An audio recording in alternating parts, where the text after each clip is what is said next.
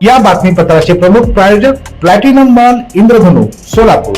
सोलापुरातील सर्वात प्रतिष्ठित इंद्रधनु सोसायटीचा नवीन भव्य कमर्शियल प्रोजेक्ट आता रेल्वे स्टेशनच्या अगदी शेजारी शहराच्या मध्यवर्ती ठिकाणी.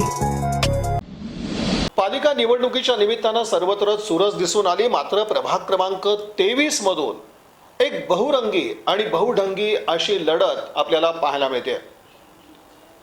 इथून भाजप, शिवसेना आणि महाविकास आघाडी यांच्यात चुरशीचा सामना होतोय. यातून मतदार नेमका कोणाच्या पाठीशी उभा राहतो हे 16 जानेवारी रोजी स्पष्ट होईल. शहरातील प्रभाग क्रमांक 23 मधून बहुरंगी आणि लक्षवेधी लढत पाहायला मिळते.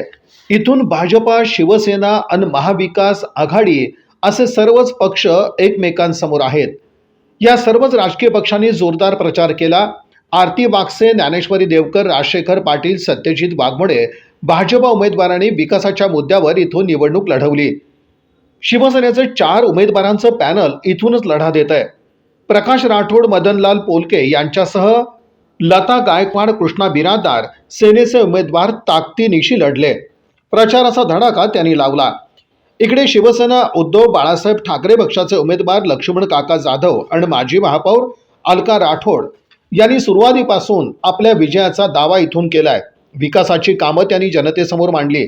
शिवाय इथून काँग्रेसच्या दीपाली शहा यांनी देखील मोठा आत्मविश्वास व्यक्त केलाय. तर राष्ट्रवादी शरदचंद्र पवार पक्षाचे उमेदवार सुनीता रोटे या देखील इथून निवडणूक आखाड्यात आहेत.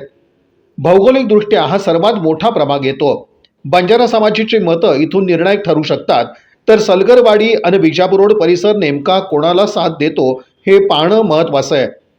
माजी महापौर अलका राठोड, माजी नगरसेवक लक्ष्मण काका जाधव यांनी लावलेला प्रचाराचा धडाका, यातून प्रभाग क्रमांक 23 मधील लढत ही बहुरंगी आणि बहुढंगी अशा पद्धतीची ठरली आहे.